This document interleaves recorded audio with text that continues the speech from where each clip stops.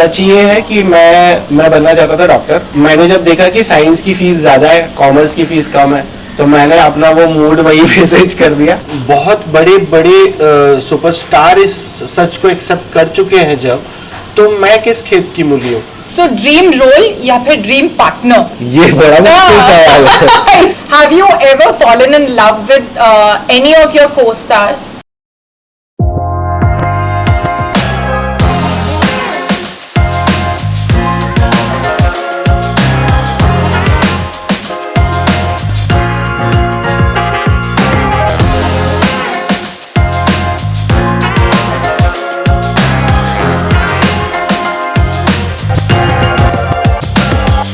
Chatterbox. Hi guys, I am Priya Ahuja. Welcome to another episode of Chatterbox, which is presented by Probo, India's biggest opinion trading platform. तो आज के जो हमारे celebrity guest हैं, इनके तो भाई नाम में ही आनंद है। इन्होंने अपनी एक्टिंग से आप लोगों के दिलों को बहुत आनंद दिया है, आप लोगों को बेहद हंसाया है। आज के हमारे सेलिब्रिटी गेस्ट हैं Sandeep Anand. Hi Sandeep, welcome to Chatterbox. Thank you so much.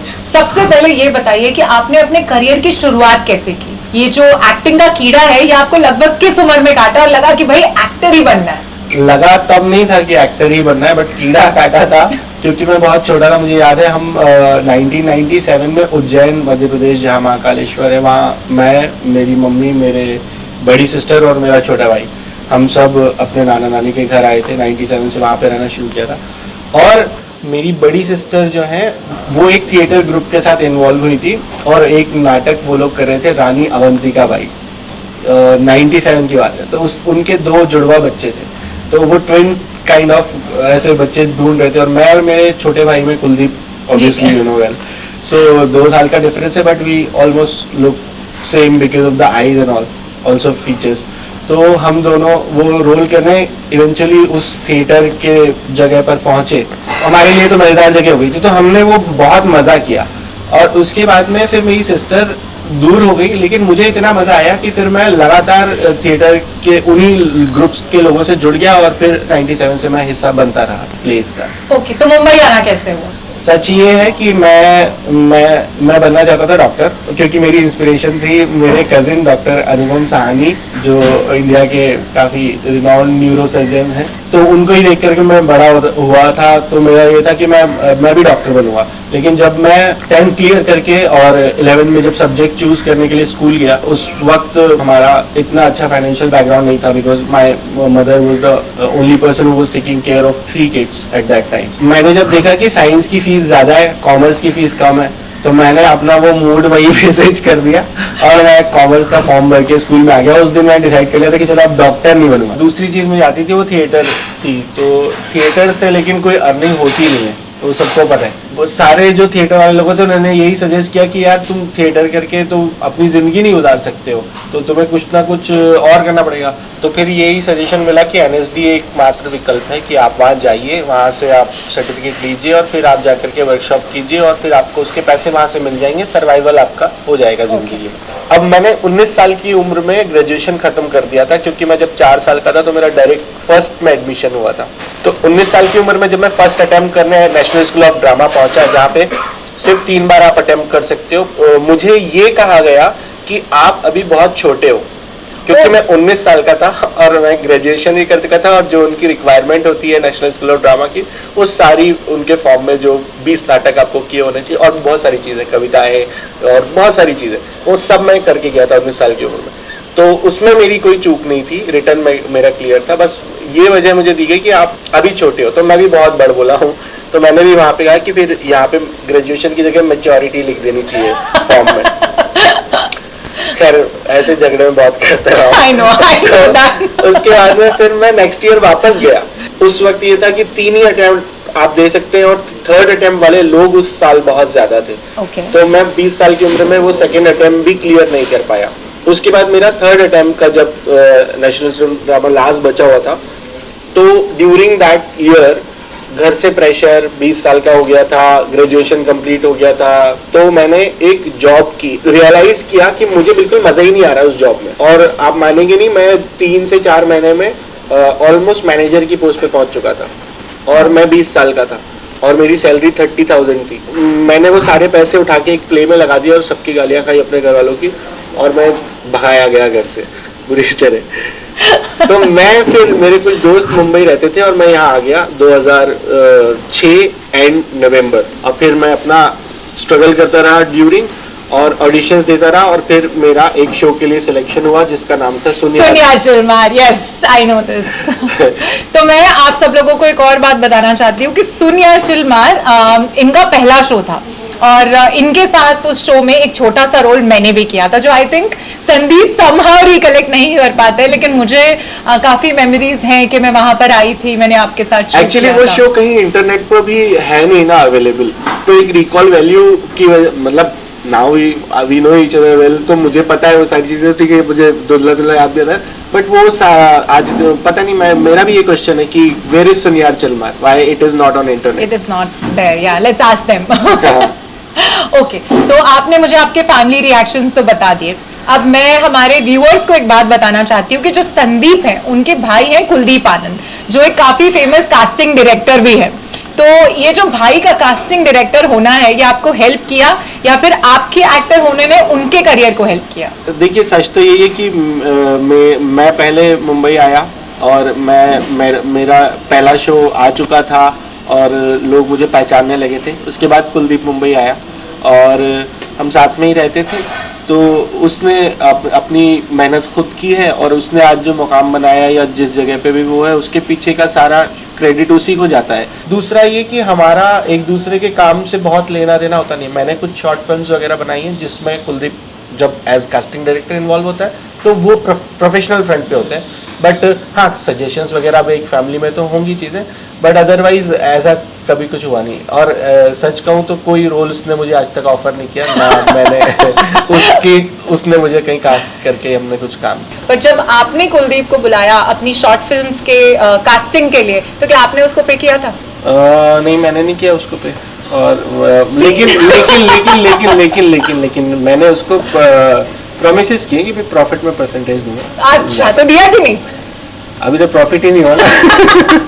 हमारी इंडस्ट्री का तो सबको पता है कि आप जिस तरीके के रोल करते हैं, जो भी किरदार निभाते हैं, फिर आप उसी में अक्सर टाइप कास्ट हो जाते हैं। तो क्या आपके साथ भी ऐसा हुआ कि आपके कैरेक्टर सुनियार चिलमार में जो था और फिर जो बिल्लू का कैरेक्टर था वो इतने हिट हुए कि उसके बाद आपको back to back comedy shows offer हुए, या ये कॉन्शियस एफर्ट था कि हाँ चलो भी जो आ रहा है जैसा आ रहा है मैं कर लेता हूँ? एज एन एक्टर तो देखिए, मैं कभी सेटिस्फाई नहीं होऊंगा एक ही चीज करते हुए, और कोई भी नहीं होगा, कोई भी एक्टर नहीं होगा। आप ये बात बेहतरी से समझते हैं क्योंकि आप भी एक एक्टर हैं। कई सच ऐसे हैं दुनिया के जो काफी कड़वे, लेकिन आपको स्वीकार कर लेने पड़ते हैं एक वक्त के बाद में। बहुत बड़े बड़े सुपरस्टार इस सच को एक्सेप्ट कर चुके हैं जब, तो मैं किस खेत की मूली हूँ?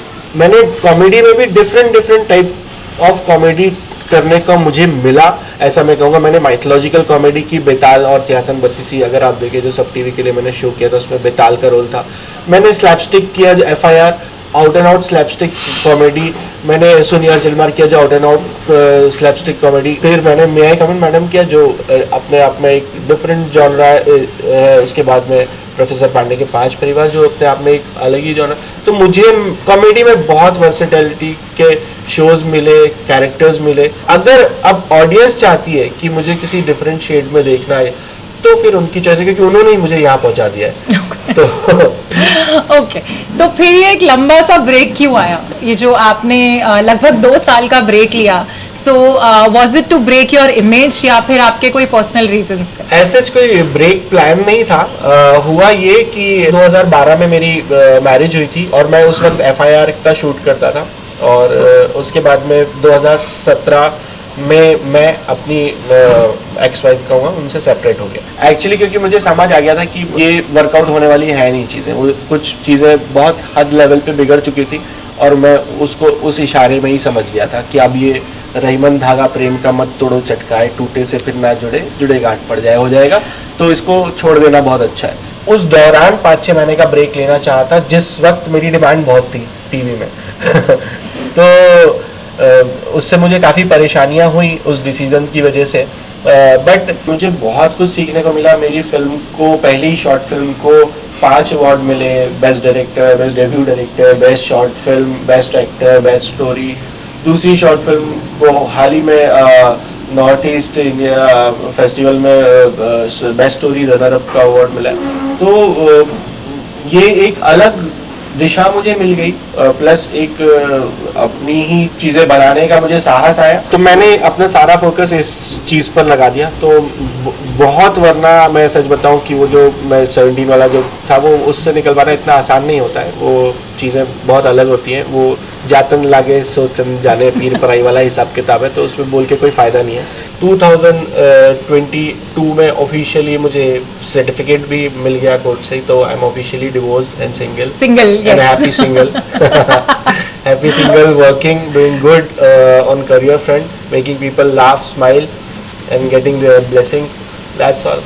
सो दिस संदीप आनंद जो ऑन स्क्रीन लोगों को इतना हंसा रहा है, पर्सनल जिंदगी में what mental issues are there that you have gone through during your divorce, after your divorce?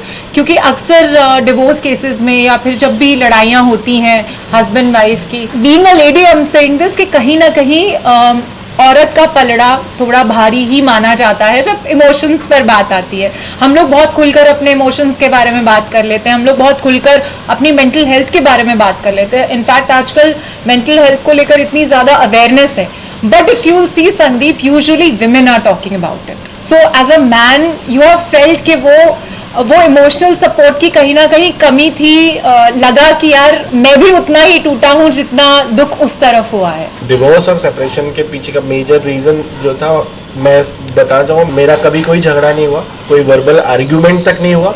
Forget about violence और जो बाकी चीज़ें जो दुनिया में खबरें होती है, जो मर्दों को हमेशा ब्लेम किया जाता है, कुछ भी नहीं हुआ ऐसा। There were some issues which were very internal family things and there was no compatibility at all and we mutually took divorce। वो अपनी ज़िंदगी में जहाँ है जैसे सुखी है, मैं अपनी ज़िंदगी में जहाँ हूँ जैसा हूँ सुखी हूँ, आगे काम कर रहा है। दो लोग नहीं साथ हो सकते तो वो अलग अलग हो गए, अपनी ज़िंदगी जी रहे और मैं खुश हूँ, और फिर आगे तलाश जारी विच इज़ वेरी इम्पोर्टेंट। तो कभी ऐसा हुआ है कि इस तलाश में कभी आपको कोई और को एक्टर पसंद आई हो, या मे बी कोई और हमारी इंडस्ट्री से, या इन दिनों में किसी पर दिल आया हो, कोई अच्छी लगी हो? नहीं, एज ए क्रश तो बहुत सारे हैं, but I always respect women, और मैं इसलिए किसी का नाम नहीं जाहिर करूँगा कभी भी। और जब चीज़ें बन जाएगी तो जग जाहिर हो ही जाएगा, तो इश्क मुश्क छुपाए न छुपे। ऐसे ही मैंने आपके बारे में कुछ और बातें भी सुनी हैं कि संदीप आनंद बहुत ज़्यादा मिसअंडरस्टूड एक्टर है। मतलब उनके बारे में कई लोग कहते हैं कि एरोगेंट है, या कई बार जो मैंने आपसे कहानियां सुनी हैं कि आपको कुछ और बताया गया, हुआ कुछ और, सेट पर जाकर कुछ और रोल निकला। ऐसा तो हमारी इंडस्ट्री में बहुत कॉमन होता है, पर आपके क्या रिएक्शन थे? सुनने में आया कि आप कपिल शर्मा का जो शो है उसका भी हिस्सा थे, लेकिन इन्हीं कुछ मिसअंडरस्टैंडिंग्स की वजह से आप कंटिन्यू नहीं कर पाए। देखिए, मेरा ना, मैं थिएटर से आया और मैं बड़ा अक्खड़ इंसान हूँ, बड़े छोटे शहर का हूँ और बड़ा ब्लंट हूँ और जैसा हूँ। तो मैं, जो मेरी क्रिएटिव हेड थी, मैं उनको कहता था कि आप मुझे स्क्रिप्ट दीजिए वरना मैं परफॉर्म नहीं कर पाऊंगा। मुझे क्योंकि कोई आइडिया नहीं था कि मीडिया में कैसे काम होता है। मैं थिएटर से आ रहा था और मुझे यहाँ कोई सिखाने वाला नहीं था, कोई गॉडफादर नहीं था। तो मैंने सब यहाँ रह के काम करके, लोगों की डांट खा के और वैसे सीखा है, सेट पे रह के practically. So people took that as my arrogant. मैं तो बच्चा था 21 साल का, मुझे तो कुछ पता ही नहीं था। मुझे जब समझ में आया कि एक पूरी एपिसोड की बाउंड स्क्रिप्ट टेलीविजन में आने में पूरी रात एक क्रिएटिव को जागना पड़ता है, राइटर्स के साथ मेहनत करनी पड़ती है, तब जाके विद डायलॉग वो ऐसा हो सकता है। अदरवाइज ऐसा पॉसिबल नहीं है। सीन बाय सीन आते हैं, हम लोग कई बार सुबह शूट करते हैं और शाम को टेलीकास्ट होता है। और कितनी बार ऐसा होता है कि हम लोगों को स्क्रिप्ट हाथ के हाथ मिलती है, सेट पर पहुंचते पहुंचते वो स्क्रिप्ट बदल जाती है। Exactly. But when I knew this, जब मुझे इस चीज का रियलाइजेशन हुआ, तब मैंने अपनी तरफ से सॉरी, माफी मांगी, और फिर मैंने ये कहा कि मुझे एटलीस्ट स्क्रीन प्ले अगर पढ़वा दिया जाए तो मुझे एक अपने दिमाग में कैरेक्टर का ब्रीफ बनाने में आसानी होगी, मैं बेहतर परफॉर्म कर सकता हूँ एज एन एक्टर उसको। तो अगर इन चीज़ों को एरोगेंस कहा जाता है, या फिर अगर मैं क्योंकि मेरे ग्रैंडफादर वाज एन आर्मी, तो एक डिसिप्लिन मेरे अंदर, मेरी फैमिली में, तो मैं बहुत डिसिप्लिन इंसान हूँ, खाने पीने के मामले में हूँ, शौकीन भी हूँ उतना ही खाने पीने का, पंजाबी हूँ, फूडी हूँ। तो इन चीज़ों का सीधा सीधा जवाब ये है कि मैं इंडस्ट्री में जिन जिन प्रोड्यूसर्स के साथ मैंने काम किया है, मैं बहुत लॉन्ग टर्म के लिए जुड़ा रहा हूँ। तो अगर ये प्रॉब्लम्स होती तो वो लॉन्ग टर्म एसोसिएशन कैसे होती? डेफिनेटली हो ही नहीं सकती है। वी ऑल नो आपका तो that's the answer of all these rumours कि अगर मैंने पहले शो के ही 200 एपिसोड्स किए हैं, तो 200 एपिसोड शूट करना मजाक बात नहीं है। डेफिनेटली कितने, एक फिल्म की लेंथ होती है 1 घंटे की, एक एपिसोड की लेंथ होती है 22 मिनट की, और 200 एपिसोड 22 मिनट के मैंने अपने पहले शो के ही किए, और वो भी इतने बड़े डायरेक्टर्स के साथ में जिन्होंने इंडस्ट्री में कल्ट काम बनाया है। डेफिनेटली और अगर still I am in touch with him and he loves me like his kid, where this arrogance and rumours are coming from? See it happens. मैं अभी रिसेंटली एक इंटरव्यू देख रहा था शाहरुख खान साहब का, और जिसमें वो कह रहे थे कि उन्होंने किसी बच्चन साहब से या किसी बड़े से ये सवाल किया कि सब मुझ पे इल्ज़ाम लगाते हैं, सब मुझे बुरा बोलते हैं आकर के कि तुमने ये किया, तुमने ये किया। तो उन्होंने कहा यही निशानी है, तुम आगे बढ़ोगे किसी को अच्छा नहीं लगेगा, तो तुम अपना काम करते रहो। तो मैं अब वही कर रहा हूँ कि मैं अपना काम कर रहा हूँ सिर्फ। Okay, Sandeep, so it was lovely chatting with you, but before you go, I want to ask some quick questions. We'll do a rapid fire round. Are you ready for it? Yes. वैसे मैं हमारे viewers को बताना चाहती हूँ हमारे title sponsor Probo के बारे में। आपको क्या करना है, डिस्क्रिप्शन में जाना है, उनकी ऐप डाउनलोड करनी है, और वहां पर जाकर आप बहुत सारे ओपिनियन रिलेटेड क्वेश्चंस का जवाब दे सकते हैं। आपको सिर्फ अपनी ओपिनियन देनी है और उस पर आप कमा सकते हैं लाखों रुपए। Isn't it easy? तो चलिए तब तक हम खेलते हैं हमारा रैपिड फायर राउंड संदीप के साथ। बताइए Sandeep, a side role in a Yash Raj movie or a lead role in a serial? Both, obviously, depending You on can my choose one. dates. अच्छा, obviously, film I will choose. Film is always a bigger platform for an actor. Okay. So dream role या फिर dream partner? ये बड़ा मुश्किल सवाल है। इसीलिए ये तो सवाल ड्रीम है। पार्टनर, क्योंकि ड्रीम रोल तो मैं बना लूंगा खुद ही। Very nice. If you could dedicate one song to your life, एक गाना, Rapid fire. हाँ इट्स रैपिड फायर। तो एक प्यार का नगमा है, मौजों की रवानी है, जिंदगी और कुछ भी नहीं, तेरी मेरी कहानी। I love this song. Okay. So comedy roles or negative roles? Comedy obviously I choose. Sandeep अगर एक्टर ना होते तो क्या होते? डॉक्टर। अगर साइंस मिल जाती। Okay. Have you ever fallen in love with any of your co-stars? Never Never ever? Never ever. Okay. You think casting couch exists in television industry? Everywhere. आपके साथ हुआ है?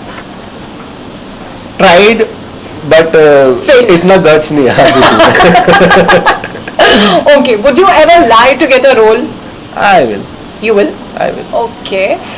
Would you tell your friend about an audition for a very good role? जिसमें आपको लगता है कि वो आपके कंपटीशन हो सकते हैं क्योंकि वो बहुत अमेजिंग एक्टर है। हाँ obviously I am never insecure.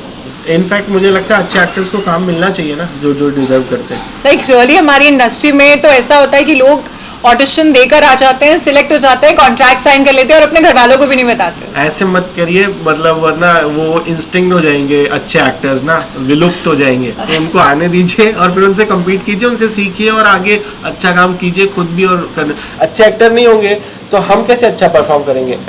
एक एक्टर अच्छा तभी परफॉर्म कर सकता है जितना अच्छा उसका को एक्टर होगा। तो आप किसी गंदे एक्टर को अपने आप को हीरो दिखाने के लिए सामने खड़ा करके खुद, अगर आपके पास वो पावर है कि आप वो कर सकते हो, तो गलत है ये।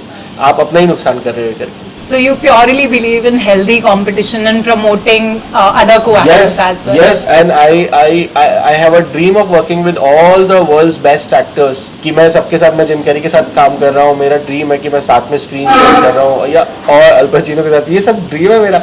इतने ग्रेट महान एक्टर्स है, या बच्चन साहब के साथ में, ये सब ड्रीम है। क्यों नहीं हो ऐसा ड्रीम? क्यों? तो फिर खुद में खुद हो गए। अगर आप खुद को ही सब कुछ मान रहे हो तो आपको मानना पड़ेगा कि आपके आगे दुनिया है, या और भी चीजें अच्छी हो सकती है। Amazing, amazing. This is really amazing. I think this shows that how beautiful your heart is.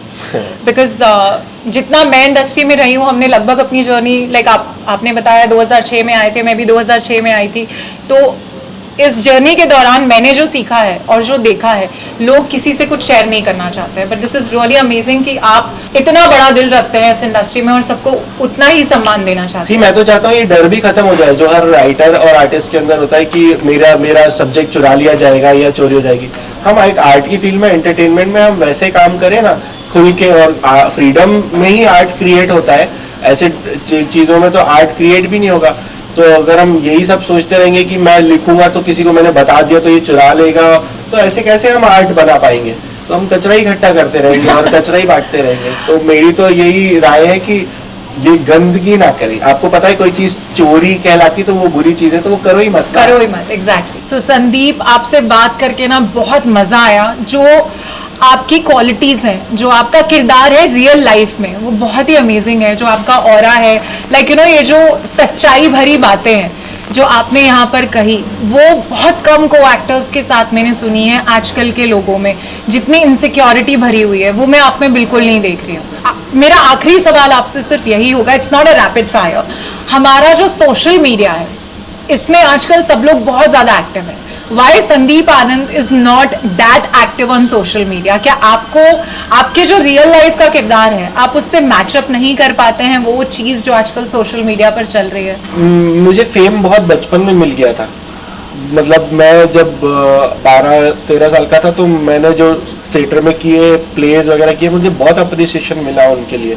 और वो ऑडियंस का आना और आपको मतलब स्टार की तरह ट्रीट करना, भले वो एक छोटे लेवल पे था, बट वो भी वही चीज़ थी जो आज एक बड़े लेवल पे मेरे साथ में।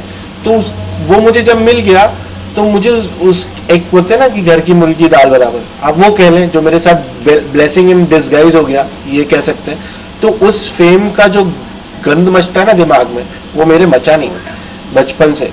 तो मुझे वो चीज़ मेरे साथ रही, तो मैं उसके लिए कभी भागा ही नहीं। या फिर ऐसा भी कह सकते हैं कि संदीप ने थिएटर करते हुए वो प्यार और जो ऑडियंस की आंखों में होता है वो लाइव देखा है, और शायद इसीलिए वो जो स्क्रीन के पीछे बैठे लोग हैं, अपनी मोबाइल यूज कर रहे हैं, उनका प्यार अब आपको उतना अट्रैक्ट नहीं करता। नहीं, ऑब्वियसली क्यों नहीं करता। एक एक्टर के लिए ऑडियंस ही सब कुछ होती है। बट मेरे कहने का तात्पर्य ये कि ना, वो फेम, मैं वैसे पर्सनली मैंने एक बात कही है कि fame is a drug and I am yet not addicted to it.